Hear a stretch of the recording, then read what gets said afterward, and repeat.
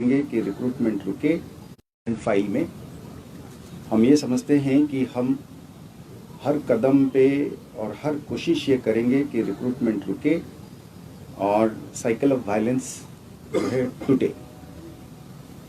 इसमें किसी को दो राय नहीं है कि रिक्रूटमेंट होती है, फिर एक्शन होता है, फिर उसकी एक फॉल आउट होती है और एक फिर उस फॉल आउट से फिर एक साइक्लिकल वायलेंस की एक सिस्टम जो है वो जारी रहता है। इसलिए मैंने कहा कि मैं तो इसको देखता हूँ इस नज़रिए से कि पिछले साल 113 जानें गई थी बेशक टेररिस्ट्स की, और इसमें से हमने इस बार रिक्रूटमेंट रोक के उतनी जानें बचाई हैं जितने जानें चाहे वो टेररिस्ट की क्यों ना हो, अपने लड़कों की क्यों ना हो, वो रुके।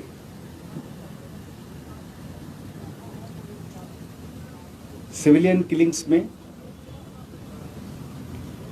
पिछले साल 31 सिविलियन की डेथ हुई थी, इस साल घट के वो 14 है टेररिस्ट रिलेटेड किलिंग्स में। इसमें भी कमी है। पिछले साल टेरर रिलेटेड क्राइम इंसिडेंट्स जो है वो 125 थी और इस साल घट के 46 है।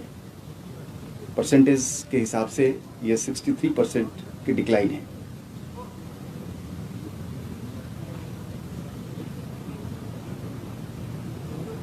एक स्टैटिस्टिक्स ये है कि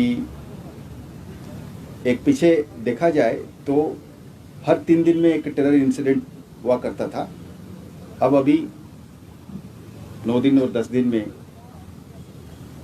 टेरर इंसिडेंट की फ्रीक्वेंसी हो रहा है, तो उसी तरीके से इंसिडेंट्स कम हुए हैं।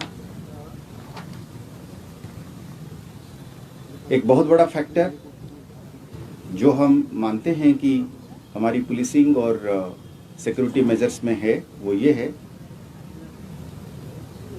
हड़ताल कॉल।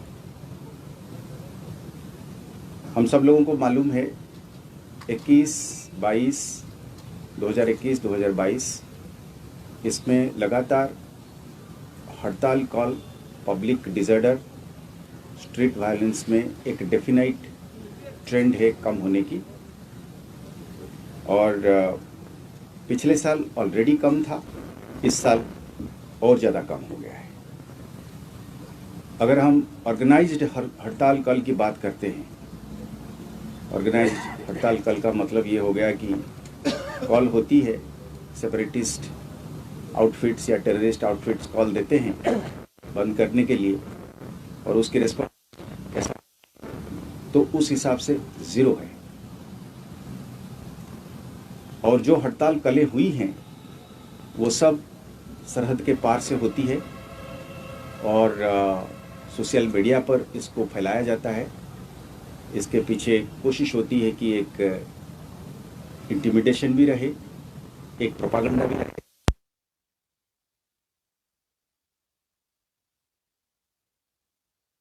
और इसके असर नहीं है। इसमें पुलिसिंग के साथ साथ हम समझते हैं कि कॉमन सिटीजन की रोल बहुत ज़्यादा रही है। एक हिसाब से हम इसको मानते हैं कि कॉमन सिटीजन जो है इसको एंडोर्स किया है। So by way of not responding to the calls and without any application of force from the side of the security establishment, this is in fact a silent endorsement of the silent common man who has voted in favor of peace and order.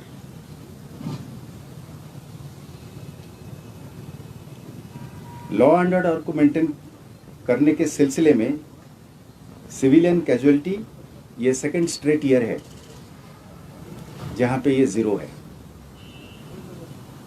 एक भी शख्स का जान नहीं गई है law and order को maintain करते हुए, बहुत अचीवमेंट है।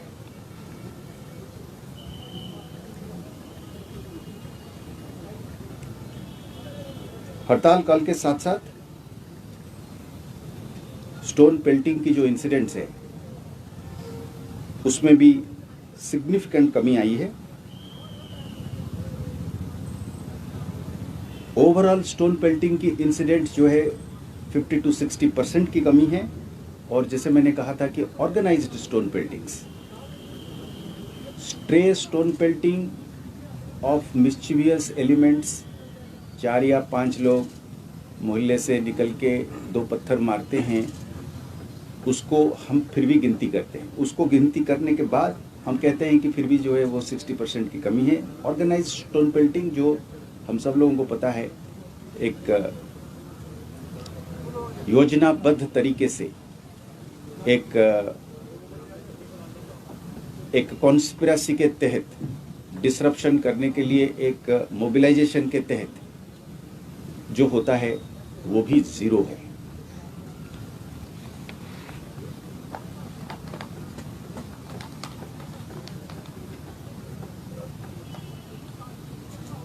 टेररिज्म के खिलाफ फाइट करते हुए या लॉ एंड ऑर्डर को जूझते हुए अपने पुलिस वालों की जो जानें या सिक्योरिटी फोर्स पर्सोनेल की जो लाइव्स है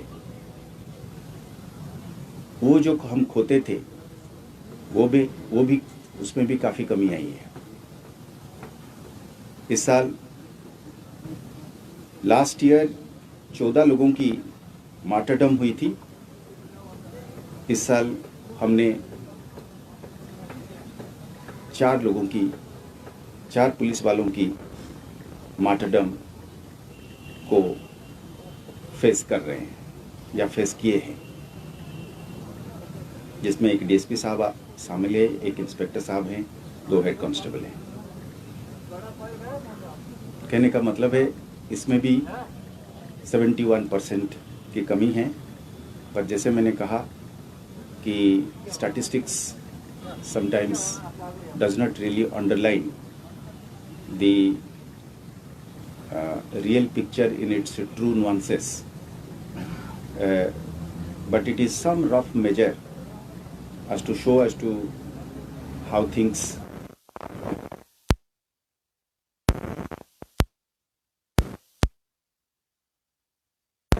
force personnel की मार्टरडम हो।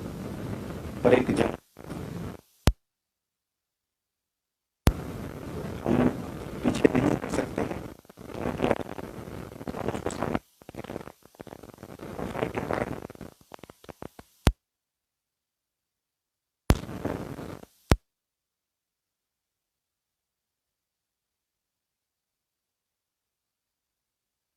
भी कमी लाने की कोशिश करेंगे, जाने उधर हो जाने इधर हो।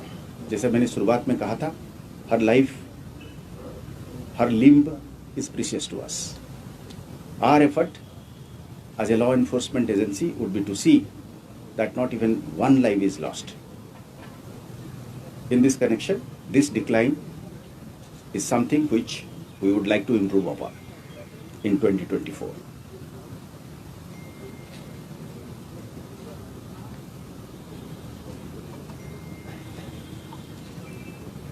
ओवरऑल सिक्योरिटी एनवायरनमेंट में इम्प्रूवमेंट होने के नाते जम्मू कश्मीर में हमने बड़े प्रेस्टिजियस इवेंट्स पिछले साल कंडक्ट किए हैं, जिसमें से national conference on legal services जो श्रीनगर में हुई 3 दिन तक, कंट्री से, सुप्रीम कोर्ट से और ऑनरेबल हाई कोर्ट से, ऑनरेबल सुप्रीम कोर्ट से चीफ जस्टिस और बहुत सीनियर जस्टिस साहिबान इसमें पार्टिसिपेट किए थे। हम लोगों को पता है कि T20 की मीट नगर में सक्सेसफुली कंडक्ट किया गया था। श्री अमरनाथ यात्रा जिसमें 4.5 लाख पिलग्रिम्स विजिट किए थे, उसको भी सुचारू रूप से निभाया गया। 34 साल के बाद जो 8वीं मुहर्रम होता है दिन, हमने ऑर्गेनाइज कराने में कामयाब हुए, जिसमें ब्रदर्स हैं, भाई हैं, उनकी रिलीजियस इवेंट को हमने ऑर्गेनाइज करने में सफल हुए। 40,000 के करीब लोग इसमें पार्टिसिपेट किए। ये करीब 6-7 घंटे तक चला। मैं ये भी कहना चाहूँगा, political party, national political parties भी अपने बड़े कार्यक्रम जैसे भारत जोड़ो यात्रा, वो भी J&K पुलिस ने बाकी CAPF के सहायता से, खासकर CRPF की सहायता से, और बाकी CF भी इसमें शामिल थे, उसको भी कंडक्ट किया विदाउट एनी अनटूवर्ड इंसिडेंट।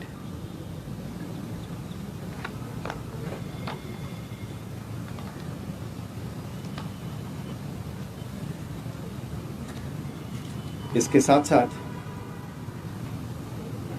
ये ओवरऑल सिक्योरिटी सिचुएशन में जो इम्प्रूवमेंट आई है, मैं तो स्टैटिस्टिक्स से इसको अंडरलाइन किया या हाईलाइट किया, पर एक्चुअली इसकी एहसास ग्राउंड पे कॉमन मैन को डेली लेवल पे अपना रोज़मर्रे की ज़िंदगी में, वो घर से निकलता है, कॉलेज जाता है, बिजनेस करता है, ऑफिस जाता है, दुकान खोलता है, उसमें उसको महसूस होता है। अब उसके पीछे जो काम है, जो पर्दे के पीछे कठिन काम है, उसके बारे में चंद शब्द मैं कहूँगा।